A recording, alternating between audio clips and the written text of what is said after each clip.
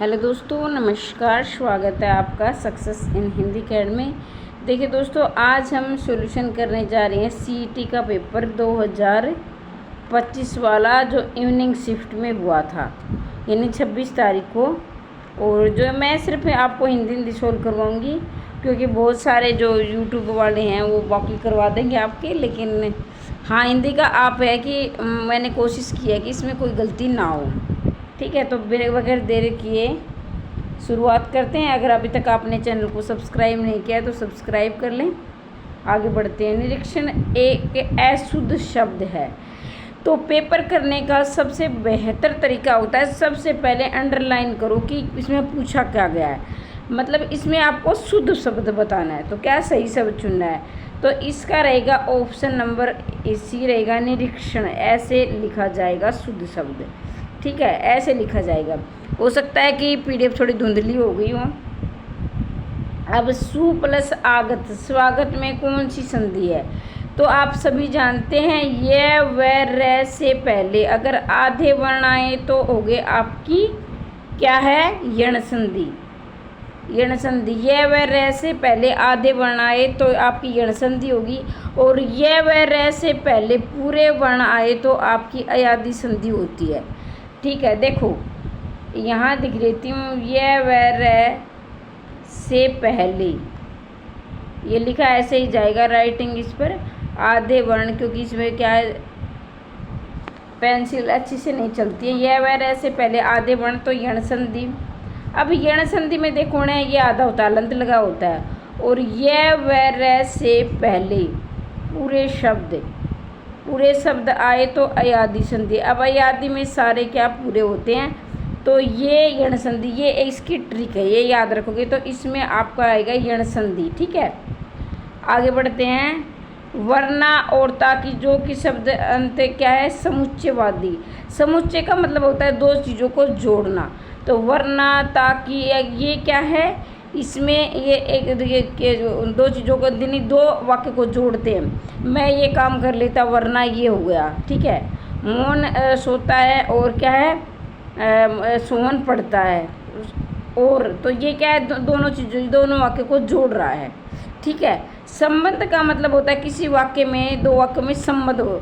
क्रिया विशेषण, जिसमें क्रिया की विशेषता बताई जाए। विषय आदि बोधक, जिसमें क्या है, हैरानी वाले होते हैं, ओहो, आश्चर्य वाले शब्द होते हैं।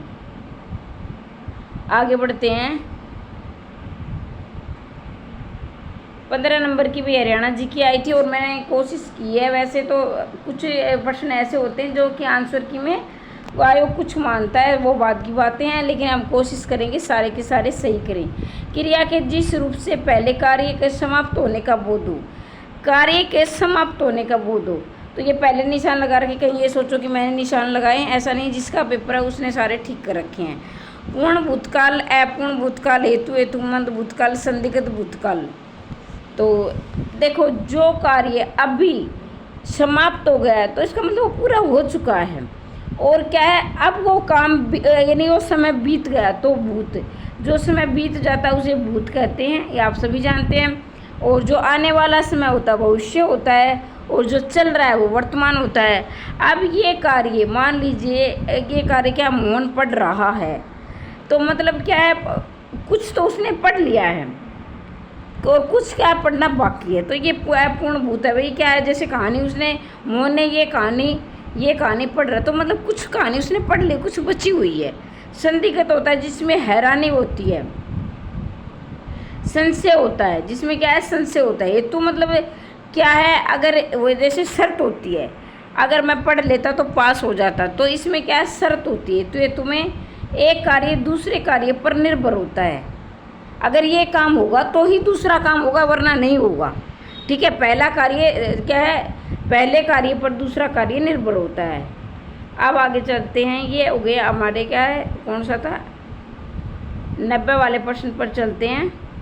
पतझड़ किस समास का उदाहरण है? तो ये बहुब्रीहि समास है। अब बहुब्रीहि समास कैसे है? बहुब्रीहि से मतलब जो चीज़, यानी जिसको आप बोलते हैं ना यूनिक, लेकिन हम हिंदी में यूनिक शब्द नहीं, जैसे उपमेय और उपमान होता है, वो क्या होता है, क्रमधारय होता है।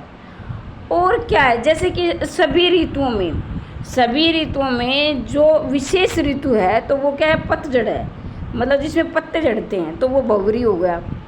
अव्यय भाव जिसमें अव्यय होता है, अव्यय की देखो आप, जिसमें अनु, यथा, प्रति, हर, वर, दर, आ, नी, बे और से, ये शब्द जहाँ मिले वहाँ अव्ययभाव समास होता है। और अगर आपका सब्जेक्ट, अगर आपका विषय हिंदी नहीं है तो इन चीज़ों को आप नोट कर सकते हो, ताकि भविष्य में आप इन्हें याद कर सको।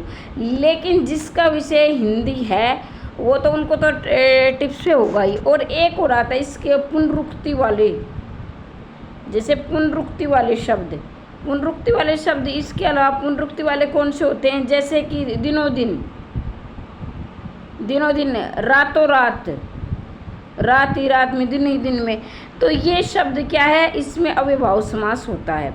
अब द्वंद्व समास जिसमें क्या है, आपने तो पढ़ लिया माता पिता, ये भाई बहन, इसके अलावा जो आप तक आपने नहीं सीखा मैं वो बताऊंगी।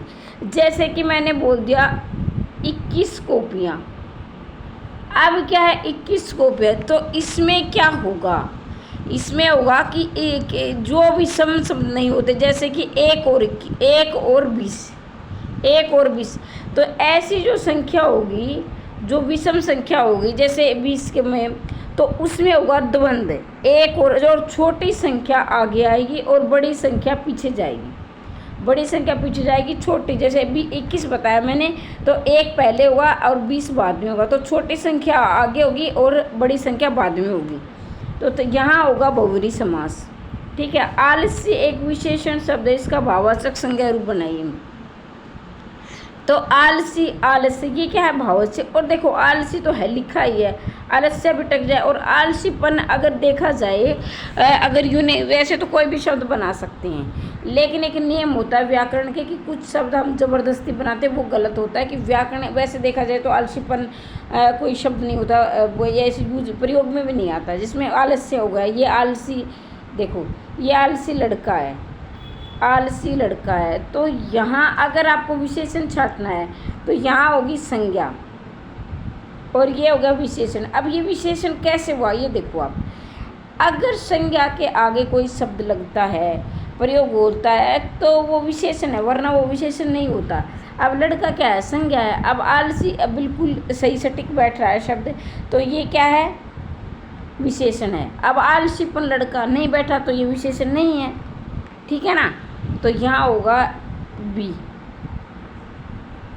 अक्कल पर पत्थर पड़ना, सही मुहावरे का अर्थ सुनिए। बहाना बनाना, अपनी हानि स्वयं करना, कुछ समझने आना, सोच विचार करना, तो ये तो आपको पता है, ये तो कट जाएंगे। अब ये दोनों ऑप्शन बचे। देखो वैसे देखा जाए तो कुछ समझने आना, मतलब कई बार बोलते हैं ना, जैसे हमने अपने घर पर देखा होगा, मैंने कई बार देखा है, जैसे कि हमारी दादी होती है, हमारी बुजुर्ग माँ होती है, कि मेरे तो अक्कल पे पत्थर पड़ गया, मैं ये चीज़ रख के भूल गई, मतलब मुझे कुछ समझ में नहीं आ रहा। अब ये बात है, ये बिल्कुल समान बिल्कुल पास। अगर ऐसी कोई सिचुएशन आती है, ऐसी कोई परिस्थिति आती है जिसमें हमें कुछ समझ में नहीं आता, उस समय हम अक्सर ऐसा करते हैं कि हम स्वयं की हानि कर बैठते हैं, ठीक है ना। ये बिल्कुल समान मुझे लगता है कि ज़्यादातर इसका ये ठीक है मेरे हिसाब से, तो ये होना चाहिए। अब 1% हो सकता है कि आयोग HSC इसको क्या माने, वो बाद की बात है, लेकिन अब हाल फिलहाल हम इसको यही मान लेते हैं, ठीक है। वैसे आंसर की आएगी तब पता चलेगा कि इसको कौन सा माना गया है। आगे बढ़ते हैं। इसमें नदी का पर्यायवाची शब्द है, बिल्कुल आसान आया है, बिल्कुल बच्चों के लेवल का पेपर है। समीर चपला, धरती, तो धरती जब पता, चपला मतलब बिजली। और समीर का मतलब क्या होता है, और सरिता क्या है, नदी होती है। समीर का देखा जाए तो इसका हवा भी होता है, ठीक है। जहाँ कोई न रहता हो। अब देखो निर्मम का मतलब जिसके मन में दया ना हो। निर्धन मतलब गरीब होता। प्रवासी, जो कि प्रवासी मतलब अपने स्थान को, यानी जो ना अपने जन्म स्थान को छोड़कर कहीं दूर रह रहा हो, प्रवासी यानी प्रदेश में रह रहा हो, यानी बोलते हैं प्रदेश में चला गया है, विदेश में चला गया है, तो यानी अपने मूल स्थान को छोड़कर कहीं दूर रह रहा हो, तो इसका निर्जन ही आएगा, ठीक है। जहाँ पहले बंजर भूमि थी अब खेत लहला रहे हैं। परंतु, परंतु देखो जिसमें परंतु हो, और हो, आदि हो, ये शब्द जहाँ पर होते हैं वह संयुक्त वाक्य। अब संयुक्त वाक्य की मेन जो बहुत अच्छी, कुछ तो ऐसे कुछ शब्द रट लेते हैं, लेकिन इसकी मुख्य पहचान ये होती है कि ये और ये दो वाक्य, दो उपवाक्य ऐसे जुड़े और एक वाक्य दूसरे वाक्य पर निर्भर नहीं होना चाहिए, मतलब अपना अपना दोनों अर्थ लिए होना चाहिए। ले जबकि मिश्र वाक्य में ऐसा होगा कि ये वाक्य दूसरे वाक्य पर निर्भर होगा, मतलब ये क्या स्वतंत्र वाक्य होगा, और ये क्या होगा उपवाक्य होगा, मतलब इसको इसकी ज़रूरत पड़ेगी, ठीक है ना, इस वाक्य को इसकी ज़रूरत पड़ेगी, ये वाक्य दूसरे वाक्य पर निर्भर होगा। लेकिन स्वतंत्र वाक्य होगा न, इसको इसकी ज़रूरत पड़ेगी। अगर इनको हटा दें तो कोई फर्क नहीं पड़ेगा। अब यहाँ देखो, यहाँ पहले बंजर भूमि थी, बिल्कुल होगा पूरा, यहाँ पहले बंजर भूमि थी, अब इसको ज़रूरत नहीं है। अब खेत लहला रहे हैं, तो खेत लहरा रहे, तो ये परंतु इसमें क्या होगा संयुक्त वाक्य होगा आपका। जो शब्द संज्ञा सर्वनाम की विशेषता बताई वो क्या है, ये सबको पता है, विशेषण होता है।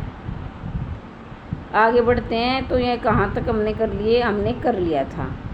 अब देखो, अस्थायी शब्द के सही अर्थ चुनिए। सामाजिक नियमों का उल्लंघन करना, छोटों के प्रति स्नेह दृष्टि, थोड़े समय तक रहना।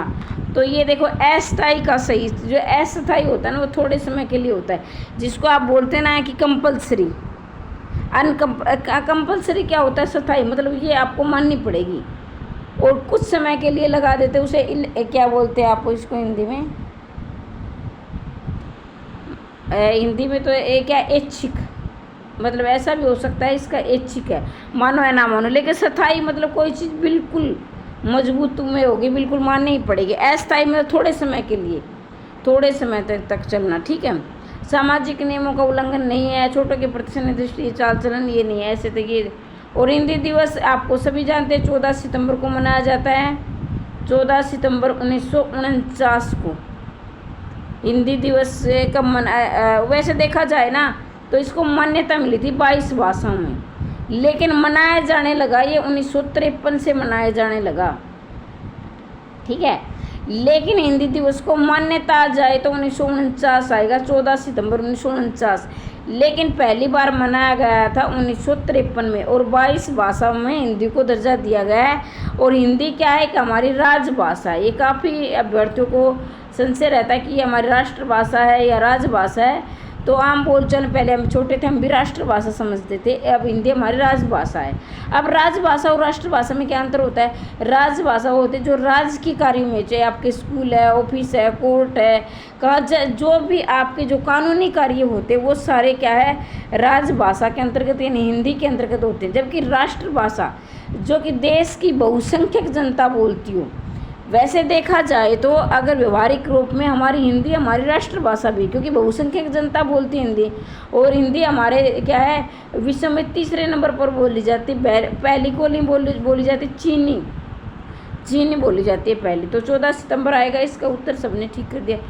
तुम मन लगाकर पढ़ते तो अवश्य पास हो जाते। तो मैंने अभी थोड़ी देर पहले बताते थे कि एक कार्य दूसरे कार्य पर निर्भर होगा, तो अगर मन लगा के पढ़ोगे तो ही तो पास होगे ना। तो ये कार्य पास होना किस पे है, मन लगाकर पढ़ने पर निर्भर है। अब ये वाक्य दूसरे वाक्य पर निर्भर है, ये कार्य दूसरे कार्य पर निर्भर है, पहले वाले कार्य पर निर्भर है। तो इसलिए हेतु हेतु भूतकाल। अब हो सकता है कि हेतु हेतु भविष्य भी आ जाए, लेकिन नहीं होगा, क्योंकि देखो क्या पढ़ते तो मतलब ये काम किस में होता, भूतकाल में होता, तो इसलिए इसमें भूतकाल होगा। बेकार से बेगारी भली, प्रत्यक्ष को प्रमाण की आवश्यकता नहीं होती हो, ये तो नहीं होगा। खाली बैठकर से अच्छा है कुछ ना कुछ कार्य किया जाए, ठीक है, वही अच्छा है। पर अचानक लाभ से ये कुछ ऐसा होगा नहीं। तो ये क्या है 15 नंबर की आपकी CET का पेपर था, और मैंने कोशिश की है। कमेंट करके ज़रूर बताएं कि आपको ये कैसी लगी ये वीडियो। अगर अभी तक आपने चैनल को सब्सक्राइब नहीं किया तो सब्सक्राइब कर ले। हिंदी से संबंधित आपको इस चैनल पर जानकारी दी जाती है, चाहे वो एस्टेट हो, चाहे वो TGT PGT कोई भी परीक्षा हो, और नेट असिस्टेंट प्रोफेसर की परीक्षा हो चाहे, ठीक है। और और मैं चाहती हूँ कहीं ना कहीं आप बहुत ज़्यादा मेहनत करें और कहीं ना कहीं आपकी जॉब लग जाए, चाहे वो सीटी हो और आपकी पसंद की जॉब लगे। और पसंद तो क्या भी, आजकल बेरोज़गारी में कुछ मिल जाए वही अच्छा है। तो कमेंट के माध्यम से ज़रूर बताएं वीडियो कैसी लगी और आपको किन प्रश्नों पर डाउट है और आपका स्कोर सीटी में कितना बन रहा है, ये ज़रूर बताएं। मिलते हैं अगली वीडियो में, तब तक के लिए जय हिंद जय भारत।